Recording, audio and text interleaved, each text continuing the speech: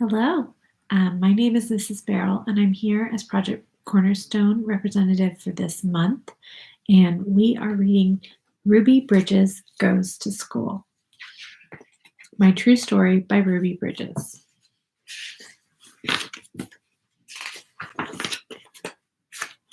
long time ago, some people thought that Black people and white people should not be friends.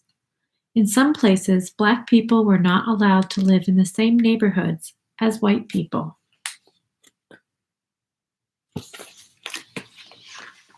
How do you feel about that? How do you think it made them feel? In some places, Black people were not allowed to eat in the same restaurants as white people.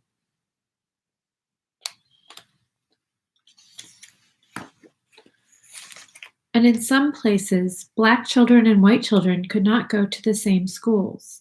This is called segregation. The United States government said segregation is wrong. People should live where they want. People should eat where they want. Children should go to school where they want.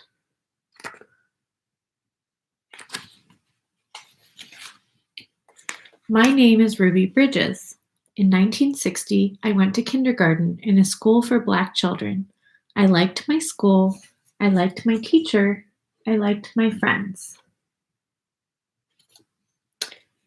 1960 is about the age of when my parents were about this same age. So it might be this age of your grandparents. But there was a school for white children even closer to my house than the school for Black children. It was the William Frantz Elementary School. The government said Ruby Bridges should be allowed to go to the William Frantz School.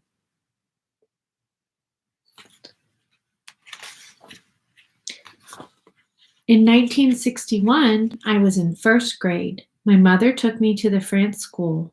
Marshals came with us to make sure we were safe. Marshals are kind of like police officers. So the police officers came to make sure that she was safe when she went to school. Some people did not want a Black child to go to the white school. They stood near the school. They yelled at me to go away. This is called protesting, and people protest a lot when they feel very passionately about something. Is there something that you would protest about?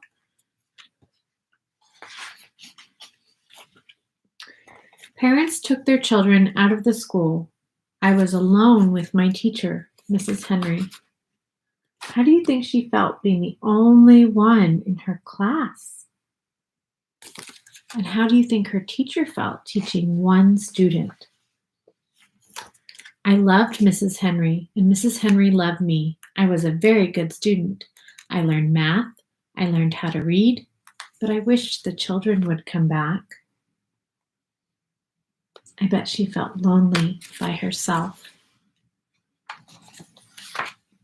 Months and months passed. Then one day, children began to come back to school. At last, I had friends to play with. I was very, very happy.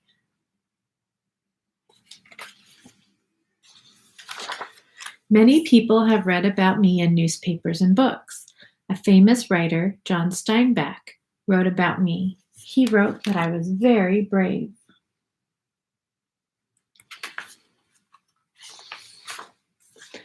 A First Lady, Eleanor Roosevelt, wrote a letter to me. The letter told me that I was a good American. Norman Rockwell was an artist who painted a picture of me. The painting has become very famous. You may have seen this before. So this is Ruby Bridges, and these are the marshals that are making sure that she gets to school safely. Now I am grown up. I am married. I have children. One day, Mrs. Henry and I were both asked to be on a TV show. That was the first time we had seen each other in many years. Now we talk to each other often. Do you have a favorite teacher that you hope you'll talk to often? I bet you do. Now Black children and white children can go to the same schools. I like to visit schools. I tell my story to my To children, I tell children that Black people and white people can be friends. Do you have friends that look different than you? Just like Ruby Bridges? And most important, I tell children to be kind to each other.